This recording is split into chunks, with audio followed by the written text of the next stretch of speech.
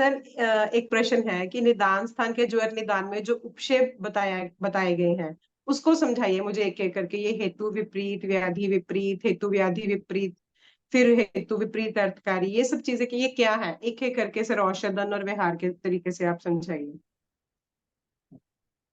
अभी देखिए, उपशय मतलब ग्रॉसली समझाता हूँ। मतलब अगर उसी भाषा में समझाऊंगा तो शायद कंफ्यूजन बढ़े।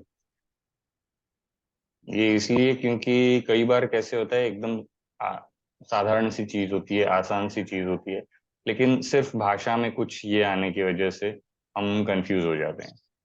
तो वो कंफ्यूजन ना रहे इस कारण से ऐसे बता रहा हूँ। तो उपशय, वर्ड मीनिंग वगैरह बाकी सब छोड़ दीजिए, टेक्सचुअल मीनिंग छोड़ दीजिए। उपशय मतलब रुग्ण को अच्छा लगना। आपने कुछ चिकित्सा की, या फिर आहार दिया, एडवाइस किया, या फिर कुछ भी आपने बोल लिया और उस रोगी को उससे अच्छा लगा, तो उपशय है। अच्छा नहीं लगा तो अनुपशय है। और हम चिकित्सा करते समय एक और शब्द इस्तेमाल करते हैं, उपशय अनुगामी, उपशय अनुगामी। तो अच्छा नहीं था लेकिन अभी थोड़ा थोड़ा अच्छा लगने लगा है, तो उपशय अनुगामी है, अनुगमन, उपशय की तरफ अनुगमन, धीरे धीरे अच्छा लगने लगेगा, तो उपशय अनुगामी। तो ये उपशय और अनुपशय जो है, ये है पेशेंट को अच्छा लगता है या अच्छा नहीं लगता है। ये चीज मतलब आपने ट्रीटमेंट शुरू कर दी, उससे अगर पेशेंट को अच्छा लगा, रिलीफ मिलने लगा, तो उपशय है। पेशेंट को रिलीफ नहीं मिला तो वो अनुपशय है। अभी इसे, ये कैसे मिलेगा, उपशय और अनुपशय कैसे मिलता है? आप या हम जब भी ट्रीटमेंट शुरू करते हैं तो चिकित्सा जो है वो दो तरह से हम कर पाते हैं। एक चिकित्सा है, हम जिस चीज पर फोकस करते हैं। तो पहली चीज तो है, हम उस व्याधि को जब भी हम निदान करते हैं कि ये व्याधि है, ऐसे समझ में, अच्छा ठीक है, ये व्याधि है, इन लक्षणों का समूह है, ये व्याधि है। फिर इसका ये हेतु है, इस हेतु के कारण है, ये वजह है, इसकी वजह से ये व्याधि, इस व्याधि की संप्राप्ति शुरू हुई।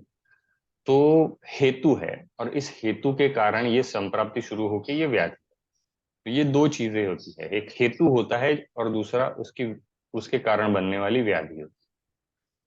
तो हमारे जी पास सर। दो कांटेक्ट पॉइंट होते हैं, दो पॉइंट्स होते हैं जहां पर हम व्याधि को रोक सकते हैं, जिस पर हम कंसंट्रेट कर सकते हैं कि इसे हमें किस प्रकार से, उस व्याधि को किस प्रकार से हमें रोकना है। तो पहला पॉइंट होता है कि हेतु, उस पर फोकस करे और उस पर चिकित्सा करे। तो हेतु की वजह से जब व्याधि उत्पन्न हुआ है, जैसे कि बहुत ठंडा खाने की वजह से, ठंडा पीने की वजह से, ठंडे वातावरण में रहने की वजह से शैत्य बढ़ गया, शैत्य बढ़ने की वजह से कफ की वृद्धि हुई, वात की वृद्धि हुई, और व्याधि हुआ प्रतिश्याय। तो ये जो है, व्याधि है प्रतिश्याय, और हेतु है शीत सेवा। तो अभी चिकित्सा करते समय दो पॉइंट्स रहते हैं, या तो आप हेतु पर कंसंट्रेट करिए या फिर व्याधि पर कंसंट्रेट करिए। हेतु पर कंसंट्रेट करेंगे तो आपके पास है ये शीत सेवा, और व्याधि पर कंसंट्रेट करेंगे तो व्याधि जो है वो प्रतिशाय हो सकती है, या फिर ज्वर भी हो सकता है। प्रतिशाय आगे जाके ज्वर हो गया, तो व्याधि हो गया प्रतिशाय और ज्वर। तो कंसंट्रेट कहाँ पर करना है आप डिसाइड कर सकते हैं। आप हेतु पर अगर कंसंट्रेट करेंगे तो हेतु जो है वो शैत्य है, शीतता है, शीत गुण है। तो उसके, उसे अगर व्याधि को ठीक करना है तो उस हेतु के विपरीत चिकित्सा देंगे। तो हेतु है शीत, तो उष्ण चिकित्सा देंगे, तो हेतु विपरीत हो गया। तो उपशय जो मिला रुग्ण को, तो हेतु विपरीत के कारण उपशय मिला, हेतु विपरीत उपशय मिला। अगर व्याधि के विपरीत उपशय मिलने लगे, अगर व्याधि है, प्रतिशाय है, तो प्रतिशाय समझकर उस पे हमने ट्रीटमेंट दी। तो प्रतिशाय जो है वो, उसमें अभी क्या करेंगे, प्रतिशाय में क्या होता है, नासा स्राव होता है, या फिर नासा अवरोध होता है, जब नासा स्राव होता है, कफ बड़ा होता है, तो बड़े हुए कफ को कम करने के लिए हम अगर उष्ण चिकित्सा देंगे तो हेतु विपरीत के जैसे ही होगा। कफ बड़ा है, कफ शीत है, तो उष्ण चिकित्सा देंगे तो सिमिलर हुआ। लेकिन आपका कॉन्सेंट्रेशन जो था वो हेतु पर नहीं था, व्याधि पर था। अभी हेतु विपरीत और हम्म। व्याधि दोनों में अगर एक ही हम चीज इस्तेमाल कर रहे हैं, उष्ण, तो हेतु विपरीत व्याधि विपरीत में अंतर क्या रहा? वो तो सेम ही रहा। तो अंतर कैसे समझना है कि भले हम ये कहेंगे कि दोनों दिखने में सेम है, लेकिन आपका कंसंट्रेशन जिस चीज पर रहता है उसको उसका नाम पड़ता है। और ये इसलिए होता है क्योंकि व्याधि विपरीत जब हम कहते हैं तो कफ के सिर्फ इस पर हम नहीं कर सकते, मतलब शीत गुण जो है सिर्फ उसी पर काम नहीं करेंगे। अगर बहाव है, कफ अगर बह रहा है, तो उसे रोकने के लिए हम कषाय रस का इस्तेमाल करते हैं ताकि उसका शोष हो जाए, वो शुष्क हो जाए। उष्ण चीजों का इस्तेमाल करते हैं ताकि वो अगर अवरुद्ध है तो वो बहने लगे। और उष्ण अगर इस्तेमाल करेंगे तो उसकी ऊष्मा से कफ जो है वो सूख जाए। तो कफ सूख जाएगा और बहाव कम हो जाएगा, तो लक्षण जो है वो रुक कम होने लगेगा। तो हेतु विपरीत और व्याधि विपरीत जो है, ये दो ऐसी चीजें हैं जिनका उपयोग करके हम व्याधि को ट्रीट कर सकते हैं।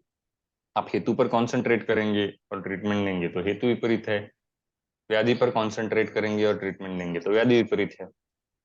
हेतु पर समझ गई। कंसंट्रेट करके अगर उपशय मिल रहा है, हेतु पर कुछ हम दे रहे हैं, हेतु को ध्यान में रखते हुए कुछ दे रहे हैं और उस कारण से उपशय मिल रहा है, तो हेतु विपरीत उपशय है।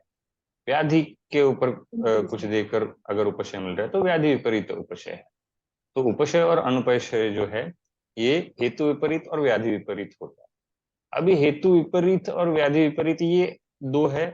अभी विपरीतार्थकारी ये एक और टाइप है। विपरीत अर्थकारी मतलब क्या है? विपरीत अर्थकारी, विपरीत मतलब अपोजिट, जो है उसके विरुद्ध। विपरीत अर्थकारी, अर्थकारी मतलब उसके जैसा रिजल्ट देने वाला। उसके जैसा है नहीं, दिखने में है नहीं, लेकिन उसके जैसा रिजल्ट देता है, तो विपरीत अर्थकारी है। विपरीत है नहीं पर विपरीत अर्थकारी है। तो इसी प्रतिशय में अगर हम देखेंगे कि कफ है, बढ़ा हुआ है, कास है, खांस रहा है पेशेंट, तो ये जो है शैत्य के कारण हुआ है, शैत्य के कारण कफ बढ़ा है, कास हुआ है और रुग्ण खांस रहा है। तो इस समय अगर हम कोई ऐसी चीज देंगे जिसके कारण कफ और बढ़े, तो वो क्या होगा? उससे कफ की वृद्धि होगी। और कफ की वृद्धि होगी तो अगर कफ, मान लीजिए कि कफ बद्ध है, शुष्क कास है, शुष्क कास की वजह से, जो शुष्क कास जो होता है तो कफ जो होता है वो सूख जाता है, कफ है बहुत सारा है, लेकिन रौक्ष की वजह से वो सूख गया है, बाहर नहीं निकल पा रहा। उस कारण से रुग्ण को ज्यादा पीड़ा होती है, कफ जो है वो बाहर निकल नहीं रहा, वो कंजेस्टेड है, एकदम अंदर बैठा हुआ है, और वो रुग्ण जो है वो खांसता जाता है, खांसता है, खांसता है, बहुत खांसता है, सीने में दर्द होता है लेकिन कफ नहीं निकलता। तो उस वक्त की जो चिकित्सा है वो कफ को कम करने वाली चिकित्सा, जैसे हमने कहा कि नाक बह रही है और उष्ण गुण से कफ को सुखा दिया, रुक्ष गुण से कफ को सुखा दिया, ये चिकित्सा उसमें नहीं चलेगी क्योंकि ऑलरेडी सूखा हुआ कफ है। तो कफ जब है तब उसको हमें बढ़ाना होता है, उसको उसके गुण देकर उसको बढ़ाना होता है, वो बढ़ेगा और फिर बहेगा, उसके बाद उपशय मिलेगा। तो उस वक्त जो है वो ट्रीटमेंट दिखने में तो विपरीत नहीं है, कफ के समान गुण की है जो कफ को बढ़ाएगी। तो कफ को बढ़ाने वाली ट्रीटमेंट देकर भी हम उसे उपशय दे रहे हैं, तो वो विपरीत अर्थकारी है। मतलब दिखने में तो वो विपरीत नहीं है, लेकिन उसका रिजल्ट जो है वो विपरीत के जैसा है, इसलिए विपरीतार्थकारी। तो ये तीन मेन चीजें हैं, हेतु और व्याधि। ये दो चीजें, हेतु के विपरीत, व्याधि के विपरीत। और तीसरी चीज है विपरीत अर्थकारी, तो विपरीत के जैसा लगता है, दिखने में होता है एक जैसा, समान होता है, लेकिन उसका रिजल्ट जो है वो विपरीत होता है, विपरीत के जैसे होता है। इस कारण से विपरीत अर्थकारी। तो इस विपरीत अर्थकारी को पहले वाले दो फैक्टर्स के साथ जोड़ दीजिए। हेतु के साथ अगर जोड़ेंगे तो हेतु विपरीतार्थकारी हुआ, व्याधि के साथ जोड़ेंगे तो व्याधि विपरीतार्थकारी हुआ। तो हेतु विपरीत, व्याधि विपरीत, हेतु विपरीतार्थकारी, व्याधि विपरीतार्थकारी, ऐसे इसको समझना है। उभय विपरीत अर्थकारी, उभय विपरीत अर्थकारी क्या है? उभय विपरीतार्थकारी मतलब हेतु विपरीत है एक, व्याधि विपरीत है एक। हेतु व्याधि विपरीत, हेतु विपरीतार्थकारी है, व्याधि विपरीतार्थकारी है। तो दोनों को कंबाइन करके जब हम ट्रीट ये करते हैं, चिकित्सा डिसाइड करते हैं, तो उपशय डिसाइड करते हैं, तो हेतु व्याधि विपरीत है। जैसे अब मैंने पहले बोला, प्रतिश्याय में जो है आप उष्ण चिकित्सा दोगे, तो उष्ण जी चिकित्सा सर। से हेतु पर भी काम होगा, व्याधि पर भी काम होगा, तो दोनों दोनों का काम एक ही साथ हो गया। तो वो उपशय जो है वो हेतु व्याधि विपरीत है। अगर कोई उपशय हम ऐसे प्लान कर रहे हैं जो हेतु का भी विपरीतार्थकारी है, व्याधि का भी विपरीतार्थकारी है, तो दोनों कंबाइंड आ गया, तो हेतु व्याधि विपरीतार्थकारी हो गया। इसमें अलग कुछ नहीं है, मतलब ऐसा कुछ बड़ा रॉकेट साइंस नहीं है कि हाँ ये कुछ अलग है। तो शब्दों में हम कई बार अटक जाते हैं कि अरे ये बड़ा विचित्र शब्द है, ये जरा अलग हाँ शब्द सर। है। तो है तो एकदम सिंपल कॉन्सेप्ट है।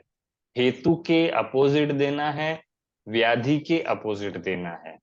हेतु के समान लेकिन अपोजिट एक्शन देने वाला देना है, व्याधि के समान लेकिन अपोजिट एक्शन देने वाला देना है। हेतु और व्याधि कंबाइंड दोनों पे विपरीत देना है, या फिर दोनों का समान लेकिन विपरीत एक्शन देने वाला देना है। एकदम सिंपल है। हमें सिर्फ हेतु देखना है क्या है, व्याधि देखना है क्या है। इन दोनों का अपोजिट, उन दोनों को रोकने वाली जो चीज होती है उसको देखना है। वो हेतु विपरीत, व्याधि विपरीत, हेतु विपरीतार्थकारी, व्याधि विपरीतार्थकारी, हेतु व्याधि विपरीत, हेतु व्याधि विपरीत विपरीतार्थकारी, ऐसा हो जाता है। जी सर, समझ गए sir. Thank you hmm. Sir.